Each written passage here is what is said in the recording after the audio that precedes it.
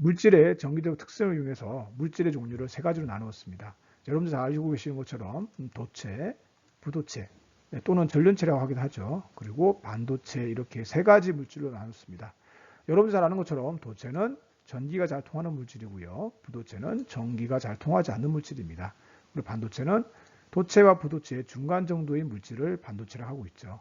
자, 우리 근데 이 도체, 부도체, 반도체를 정의할 때 우리가 전기란 단어를 쓰는데요. 전기란 단어는 좀 상당히 좀 피상적인 것 같아요. 그죠? 우리가 일상생활에서 많이 쓰고 있지만 구체적으로 말하기 좀 부족한 것 같습니다. 그래서 우리는 이번 시간부터는 전기란 단어를 조금 바꿔볼게요. 전기가 잘 통한다는 말은 다시 말하면 우리가 전류가 잘 움직인다고 말할 수 있겠죠. 그래서 우리 전기를 우리는 전류로 한번 바꿔서 이야기를 한번 해보도록 할게요.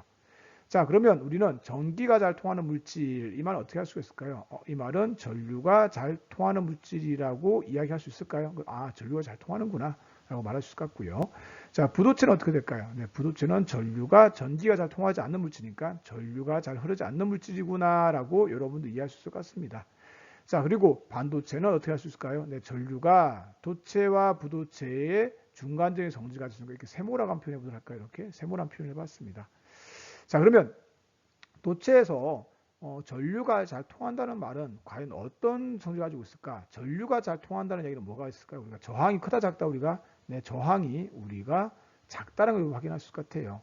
자, 근데 도체, 부도체, 반도체를 우리가 구별할 때 물질의 성질을 구별하기 위해서 우리가 저항은 사실은 단면적과 우리가 길이와 비저항에 영향을 받고 있잖아요. 그래서 우리가 한번 잠시 더 비교해 본다면 앞에서 배웠던 내용, 이런 우리가 저항체가 있을 때 여기에 단면적을 이렇게 A라고 그러고 길이를 이렇게 L이라 한다면 여기 있는 단면적과 우리가 길이는 우리가 일정하겠죠? 네, 단면적 그리고 길이. 이 값은 우리가 세 가지 물질 다 똑같이 하고 비교했겠죠. 그래서 안에 있는 물질의 특성, 바로 뭐라고 그러죠? 우리가 비장, 로라 쓰죠? 비장, 비저항을 쓸 텐데요. 자, 그러면 우리가 저항을 표현해 본다면 저항 R은 우리가 비저항에다가 단면적분의 우리가 길이였던 거 여러분들 잘 기억하고 계시죠?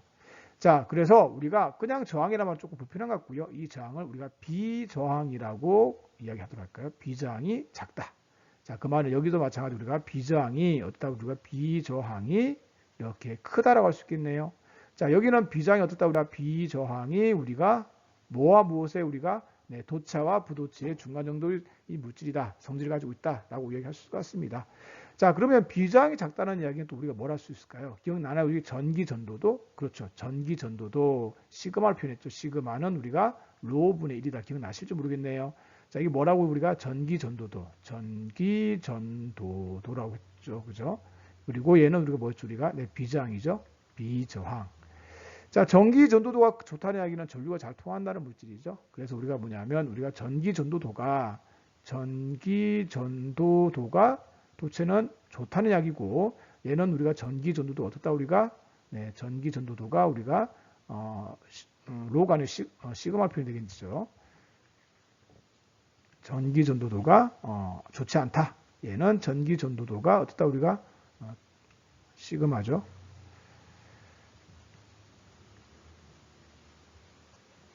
전기 전도도가 우리가 중간 정도라고 여러분들이 이야기할 수 있을 것 같습니다. 자, 그러면 전기 전도도가 우리가 좋다. 비장이 작고 그다음에 전류 많이 흐른다는 이야기는 다르게 말하면 이렇게 말하기도 하죠.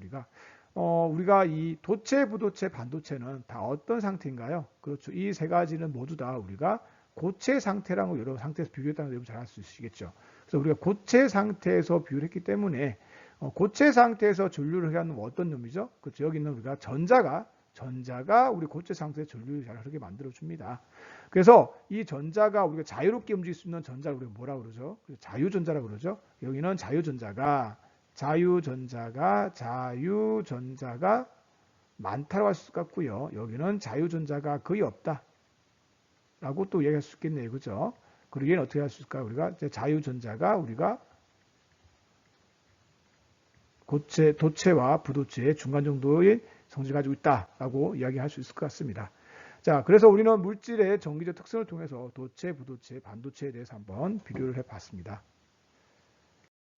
물질의 전기적 특성을 통해서 우리는 도체, 부도체, 반도체를 구별했습니다. 그때 우리가 마지막에 했던 이야기 뭐냐면 자유전자가 있느냐 없느냐. 아니면 중간 정도 인간에 따라서 우리는 도체, 부도체, 반도체를 우리 구별했던 거 여러분들 잘 기억하고 계시죠? 자, 그러면 그는 고전적이라고 말씀드린다면 지금은 여러분들에게 여러분 좋아하시는 양자역학 쪽으로 한번 이야기해 보도록 할게요. 멋있게 양자역학 말씀드렸는데요. 양자역학적으로 이야기한다면 사실 우리가 이렇게 말할 수가 있거든요. 고체의 전기 전도성과 에너지띠 구조라는 내용을 이야기하려고 합니다. 네, 에너지띠라는 것 자체가 뭐냐면 양자역학적인 개념이기 때문에 제가 에너지띠 구조를 할 때 멋있게 양자역학을 말씀을 드렸습니다. 자, 그러면 한번 그림 세 가지를 한번 그려보도록 할게요. 에너지띠를 그릴 건데 구조를 세 가지를 그릴 거예요. 자, 이렇게 첫 번째 거, 두 번째 거, 네, 세 번째 거 이렇게 에너지띠 구조를 그렸습니다. 자, 여러분들 한번 앞에 있었던 거 복습할 수 있으시겠죠? 자, 어떻게 복습할 수 있느냐면 가장 먼저 파란색은 무엇을 나타내고 있다? 그렇죠. 허용된 띠다. 네, 그렇죠. 허용된 띠. 허용된 띠. 기억나시죠? 자, 그리고 우리가 색깔이 칠하지 않는 부분을 뭘 나타내고 있다? 우리가 그렇죠. 금지된 띠. 띠였던 거 기억나실 거예요. 그죠? 자, 그리고 금지된 띠에서 우리가 이 폭, 이걸 우리 뭐라 했다? 우리가 띠 간격이라고 이렇게 이야기를 했었던 거 기억나시죠? 자, 그리고 이제 또 우리 또 이야기 좀 해봐야 될 게 또 있네요. 또 가만히 보니까 우리가 여기 부분 전자가 채워진 가장 바깥이 되겠네요. 그래서 여기를 우리는 뭐라고 기억나시나요? 그렇죠. 이 부위를 우리는 여기 있는 에너지가 가득 채워져 있는 부위를 우리는 뭐냐면 원자가 띠라고 이야기를 했었죠. 그 위를 우리는 뭐라고 그랬죠? 우리가 전도띠라고 했던 거 여러분들 기억나실 거예요. 자, 여기 있던 우리 5가지에 대한 정의는 기본적으로 알고 계셔야 될 내용이고요. 자, 그러면 이 내용이 더불어서 우리가 고체의 전기 전도성과 에너지띠 구조를 갖다 어떻게 연결시키는지 한번 이야기해 보도록 하겠습니다. 자, 그러면 이제 먼저 우리가 첫 번째 게 뭐가 있냐면 사실 도체고요. 두 번째 게 부도체입니다. 세 번째 게 이렇게 반도체라고 이야기를 하고 있습니다. 자, 그러면 여러분들이 이걸 보셨을 때 이기는 이야기를 하기 위해서 여러분들과 잠시 이야기를 나누어야 될 게 하나 있을 것 같아요. 자, 뭐냐면 도대체 이 글이 무엇을 의미하고 있을까에 대한 궁금증이 생길 것 같은데요. 그래서 에너지띠 구조를 이해하기 위해서 여러분들이 저와 함께 약속해야 될 게 하나 있을 것 같아요. 자, 뭐냐면 에너지띠는 여러분들이 좀 생뚱맞을지 모르겠지만 저는 자동차로 비유하고 싶거든요. 도로라고 이야기 도로. 라고 말씀드리고 싶고요. 도로 위를 뭐가 달리고 있죠? 우리가 자동차 달리고 있죠. 자동차. 그래서 우리가 뭐냐면 전자를 제가 자동차로 이렇게 비교해 보도록 하겠습니다. 자, 그러면 우리가 이 도체, 부도체, 반도체에 대한 이야기를 조금 더 진행해 보도록 하겠습니다. 여러분들이 보고 계신 이 에너지띠 구조는 어떤 물질의 에너지띠 구조일까요? 그렇죠. 도체 에너지띠 구조였죠. 자, 그러면 우리가 도체는 왜 전류가 잘 흐르는지에 대해서 이야기를 한번 나눠보도록 할게요. 자, 그럼 여러분들과 함께 에너지띠 구조를 통해서 도체가 전류가 잘 흐르게 된다는 사실 이야기하고 싶은데요. 그 전에 여러분들에게 제가 이해를 돕기 위해서 이런 말씀 드렸던 거 기억하시나요? 자, 에너지띠는 제가 도로로 이렇게 여러분들에게 비교를 했었고요. 자, 그리고 또 전자는 제가 뭐로 비유했었죠? 전자는 자동차로 제가 비유를 했습니다. 자, 근데 우리가 전자란 말보다는 조금 더 하나 더 붙일게요. 자유전자라고 하나 더 붙이도록 할게요. 자유전자는 자동차로 한번 비교를 해보도록 할게요. 자, 그러면 이제 이야기를 좀 진행해 보도록 할게요. 자동차가 도로를 잘 달리기 위해서는 도로가 막혀 있을까요? 아니면 뚫려 있어야 될까요? 그렇죠. 도로에 자동차가 많지 않고 장애물이 적을수록 자동차는 잘 달릴 수가 있겠죠. 자, 그러면 우리가 여기 있는 전자가 과연 잘 도로를 에너지띠에 잘 이동할 수 있을지 한번 이야기 진행해 보도록 하겠습니다. 자, 우리가 이제 확인할 수 있는 게 뭐냐면 여기는 허용된 띠 기억나시죠? 허용된 띠. 네, 허용된 띠. 기억나실 거예요. 그죠? 허용된 띠에서 원자의 가장자리에 있는 우리가 띠를 뭐라고 그랬죠? 그렇죠. 우리는 원자가띠라고 했죠. 원자가띠. 네, 원자가띠라고 이렇게 정의 내렸습니다. 자, 그러면 이제 이야기 한번 해보도록 하겠습니다. 원자가띠를 가만히 보게 되면 진하게 되어 있는 부분은 전자가 채워져 있는 부분이에요. 자, 그리고 연한 하늘색이 되는 것은 전자들이 채워지지 않는 부분. 다시 말하면 길이 텅텅 비어 있는 거죠.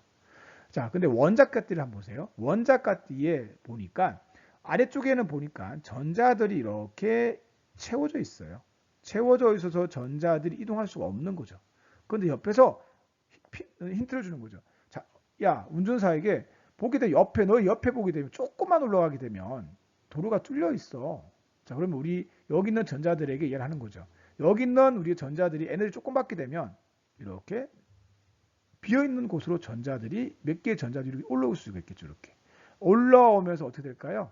네, 그렇죠. 여기 있는 빈 도로를 자동차가 달릴 수 있는 것처럼 뭐냐면 빈 에너지띠 공간을, 비어있는 에너지띠 공간을 여기 있는 전자들이 자유롭게 움직일 수가 있겠죠.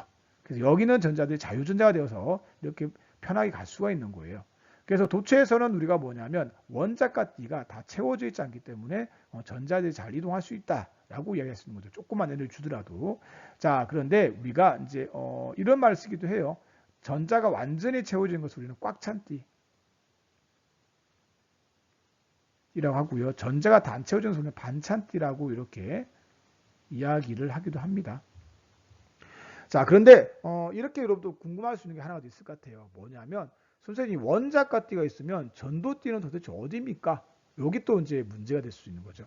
제가 여기 있는 원자과 띠가 채워져 있다고 말씀드렸다면 허용된 띠, 원자과 띠 바로 위에 있는 것을 우리는 전도띠라고 이렇게 이야기할 수도 있겠죠. 자, 어떤 친구들은 마음에 들지 않고 선생님, 원자과 띠와 전도띠가 붙어 있을 수 있지 않을까요? 맞습니다. 그래서 제가 그림을 하나 더 그렸습니다. 자, 우리가 뭐냐면 도체 같은 경우는 원자과 띠가 다 채워져 있지 않는 반찬띠로 되어 있거나 아니면 원자과 띠와 우리가 전도띠가 이렇게 붙어 있는 경우도 있어요. 또는 원자과 띠와 전도띠가 겹쳐 있는 경우도, 붙어 있는 게 아니라 겹쳐서 전도띠가 원자과 띠와 겹쳐 있는 경우도 있을 수가 있는 거죠. 자, 어쨌든 이 중요한 거는 왼쪽에 있는 그림과 오른쪽에 있는 그림에서 여러분들이 공통적으로 발견할 수 있는 건 뭐냐면, 자, 이걸 확인할 수 있을 것 같아요. 우리가 원자과 띠가 다 채워져 있지 않거나 전도띠와 원자과 띠가 붙어 있는 경우 또는 겹쳐 있는 경우 두 가지 다 공통점은 뭐냐면 우리가 띠 간격이 없다는 이야기죠. 띠 간격 기억나시나요? 그렇죠. 우리가 원자과 띠와 전도띠 간격을 띠 간격이라고 말씀드렸죠. 띠 간격. 우리가 띠 간격이 없기 때문에 전자들이 많은 에너지를 받지 않더라도 조그만 에너지에도 다시 조그만 우리가 노력으로도 이렇게 빈 곳수, 에너지띠에 빈 곳을 갈 수 있기 때문에 전자들이 자유롭게 이동할 수 있다고 이야기할 수 있는 거예요. 두 개의 에너지띠 구조가 있습니다. 하나는 부도체고요. 하나는 반도체입니다. 자, 여러분들 어떤 게 부도체고 어떤 게 반도체인지 쉽게 맞출 수 있으시겠죠? 네, 맞습니다.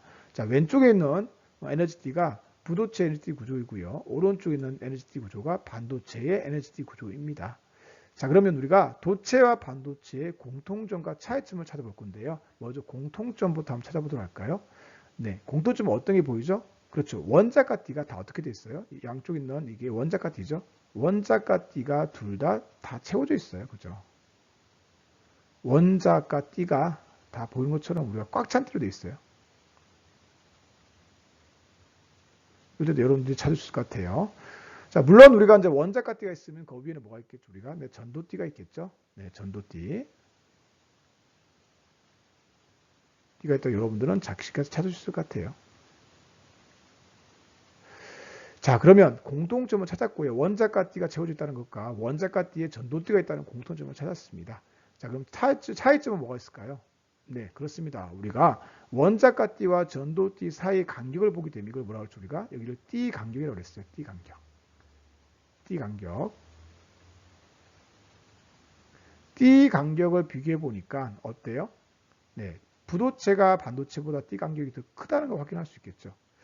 자, 이게 어떤 의미를 우리가 주는지 한번 우리가 다시 자동차와 우리가 도로로 이야기를 한번 해보도록 하겠습니다. 자, 원자과 띠가 지금 다 채워져 있다는 얘기는 자동차 길이 다 막혀 있다, 도로가 다 막혀 있다는 뜻이에요. 그래서 전자들이 이동할 수 없다는 이야기죠. 이 상태에서는 부도체와 반도체는 둘 다 전자가 이동할 수가 없습니다. 자, 그런데 여러분들 경험이 있으실지 모르겠지만 여기 전자들이 이렇게 있으면 우리 자동차가 이렇게 막히면 우리는 마음속으로 좀 막히지 않는 곳을 찾고자 하는 마음이 생기죠. 그래서 여기 있는 전자들은 다 어떤 호시탐탐 전도띠로 올라가고 싶은 욕심을 가지고 있어요. 다 올라가고 싶어요. 왜? 전도띠는 도로가 뻥 뚫려 있으니까. 근데 문제는 뭐냐면 띠 간격을 지나야 되는 거죠. 자, 여러분 높이띠도 마찬가지예요. 우리가 보면 부도체는 반도체보다 훨씬 더 띠 간격이 크잖아요. 더 높아 보이잖아요. 그 말은 다시 말하면 그만큼 더 높이 뛰어야 된다는 이야기예요. 반면 반도체는 낮게 뛰어도 되는 거죠. 그걸 에너지로 접근을 한다면 부도체는 우리가 높은 에너지를 제공해야만이 여기 있던 원자가띠에 있던 우리가 전자들이 우리가 띠 간격을 지나서 전도띠를 할 수 있다는 뜻이고요. 반면에 반도체는 낮은 주더라도 우리가 띠 간격, 다시 말해 원자가띠에 있던 우리가 전자들이 띠 간격을 지나서 전도띠로 올라갈 수 있다는 것을 이야기하고 있는 거죠. 자, 그래서 우리가 조그만 우리가 에너지 주더라도 반도체는 여기 있는 전자들이 이렇게 전도띠로 올라갈 수가 있거든요. 그래서 우리가 상온에서는 우리가 반도체가 부도체와 도체 중간 성질을 가지고 있지만 온도가 매우 낮으면, 다시 말하면 원자가띠가 다 채워져 있고 전도띠 전자가 하나도 없다면 그 말은 다시 말해 둘 다 전류 흐르지 않을 거예요.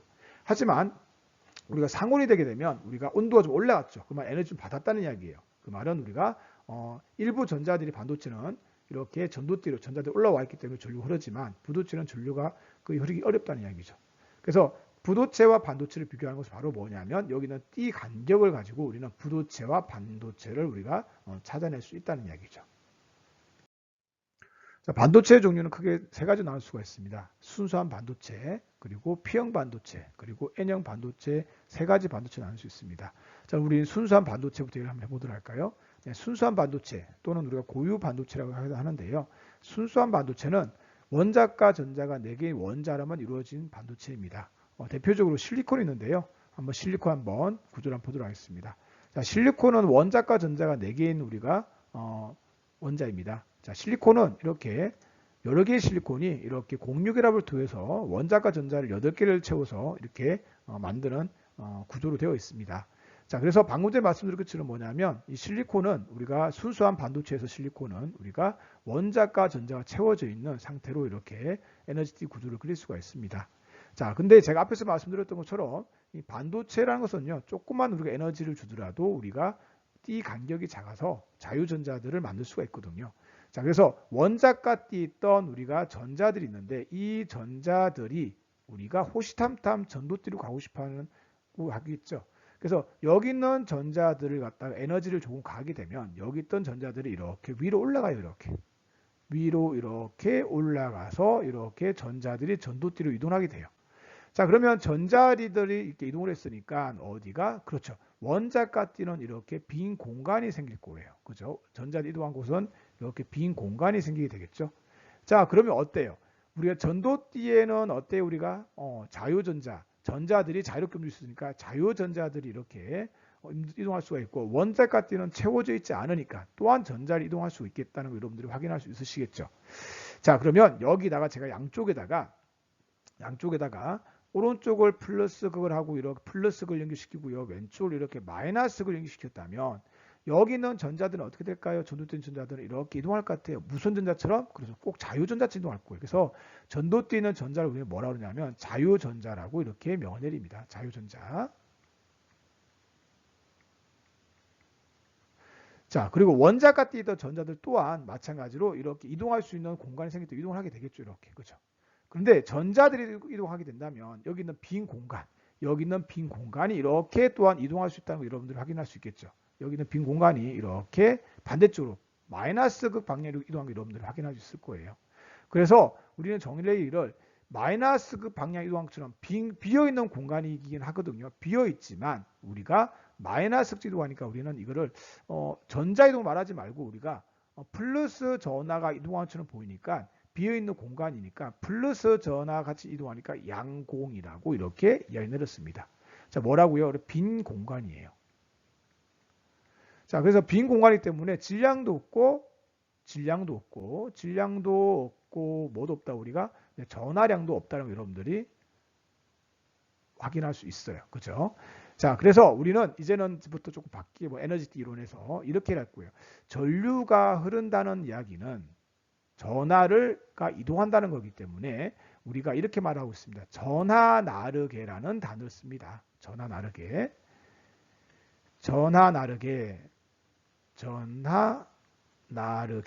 또는 전하 운반자라고 돼요. 전하 운반자. 전하 운반자가 있느냐 없느냐를 통해서 우리는 전류가 흐를 수 있느냐 없느냐를 우리가 이해할 수 있다는 얘기죠. 그래서 전하 나르기 크라인은 뭐냐면 자유전자와 뭐냐면 우리가 양공이 있느냐 없느냐라고 여러분들이 이해를 하시면 될 것 같아요. 자, 그래서 우리가 순수한 반도체는 이것처럼 외부에서 원자과 전자가 채워져 있지만 원자과 띠가 채워져 있지만 열을 조금 가게 되면 에너지를 가게 되면 원자과 띠에 있던 전자들이 전도띠 이동하면서 여기는 자유전자와 양공이 만들어지고 이 자유전자와 양공이 이동에 의해서 우리는 전류가 흐른다고 이해할 수 있다는 이야기죠. 자, 그래서 자유전자와 양공은 반대 방향 움직임을 확인할 수가 있고요. 한 번 더 강조하지만 양공은 질량도 없고 전압이 없다는 사실은 여러분들이 기억해 주셔야 됩니다. 순수한 반도체보다 더 전류를 잘 흐를 수 있는 반도체는 없을까 고민되시죠? 자, 여러분들 어렵지 않습니다. 여러분들 에너지띠 이론에서 전류가 흐르기 위해서 뭐가 필요했죠? 그렇죠. 전하 운반자가 필요했다는 거 여러분들 기억하고 계실 거예요. 자, 그럼 전하 운반자를 우리가 만들어주면 좋겠네요. 자, 전하 운반자 두 가지가 있었죠. 뭐가 있었냐면 자유전자와 또 뭐가 있었나요? 그렇죠. 우리가 양공이 있다는 거 여러분들이 기억하고 계실 거예요. 자, 그러면 우리가 순수한 반도체를 쓰면 에너지띠를 한번 그려봤어요. 원자과 띠가 다 채워져 있고 전도띠가 있는 거죠. 자, 그런데 우리가 원자과 띠에다가 우리가 이렇게 이미 양공을 만들어줬어요. 이게 뭐냐고요? 양공을 만들어줬어요. 양공. 자, 이렇게 양공을 만들어주게 되면 어때요? 전하 나르게가 다시 말해 전하 운반자가 생긴 거죠. 네, 그래서 상온에서도 이렇게 양공이기 때문에 전류가 흐를 수 있다는 뜻인 거예요. 뭐냐면 여기 있던 우리가 띠 간격 기억나죠? 띠 간격보다도 우리가 더 적은 에너지를 가하더라도 전류가 흐를 수 있다는 이야기죠. 자, 그래서 이걸 어떻게 만들었냐 확인해 본다면 이렇게 확인할 수 같아요. 이렇게 순수한 반도체 실리콘에다가 자, 이런 실리콘 원자과 전자 몇 개인지 기억나시죠? 몇 개였죠? 그렇죠. 이렇게 하나, 둘, 셋, 네 개가 이렇게 되어 있었죠. 그렇죠? 네 개가 되어 있는데 여러분들 화학 시간에 옥텟 규칙 기억나시나요? 그렇죠. 원자과 전자를 몇 개 만들고 싶다 우리가 8개를 만들고 싶어 하는 그런 우리가 규칙이 있었죠. 그래서 8개를 맞춰서 이렇게 원자과 띠가 다 채워져 있는 상태에서 우리가 실리콘 대신에 뭐냐면 이렇게 실리콘보다 원자과 전자가 적은 붕소를 집어넣은 거예요. 자, 붕소는 원자과 전자가 몇 개입니까? 보이는 것처럼. 네, 이렇게 하나, 둘, 세 개밖에 없어요. 그러면 하나 비었네요. 자, 그리고 이 비었기 때문에 뭐냐면 옥텟 규칙 기억나실지 모르겠지만 8개를 채우고 싶지만 8개가 아닌 몇 개가 채워졌나요? 해보게 되면 확인해 볼게요. 자, 우리가 2개, 2개, 2개, 1개. 그래서 한 개가 한 자리 비게 되겠네요. 그래서 이 한 자리 빈 게 바로 뭐냐면 우리가 양공이 이렇게 차지하고 있는 거죠. 자, 이것처럼 뭐냐면 양공이 우리가 전하 운반자로 만들어지는 것이 바로 뭐냐면 P형 반도체라고 합니다. 자, P형 반도체는 왜 P형 반도체냐면요. 파지티브거든요. 그래서 뭐냐면 전하 운반자가 양공 플러스 전하처럼 이동하는 애를 만든 것은 뭐냐면 P형 반도체라고요. 어떻게 만드냐면 자, 실리콘 우리가 원자과 전자 몇 개입니까? 4개죠. 자, 붕소는 그림에 보이는 것처럼 원자과 전자가 3개거든요. 그래서 원자과 전자가 4개인 우리가 4개인 원자에다가 원자과 전자가 3개인 원자를 도핑한 반도체를 P형 반도체로 합니다. 자, 도핑이라고 해서 뭐냐면 불순물을 초과한다라고 해요. 불순물. 자, 실리콘 입장에서 붕소는 불순물이 되겠죠. 그죠? 자, 이것처럼 여러분들 P형 반도체에 대해서 잠시 알아봤습니다. 자, 순수한 반도체보다 전류를 더 자르게 버려갈 수 있는 방법은 한 가지밖에 없을까요? 다른 건 없을까요? 있죠. 자, 뭐냐면 그쵸. 전하 운반자 힌트죠.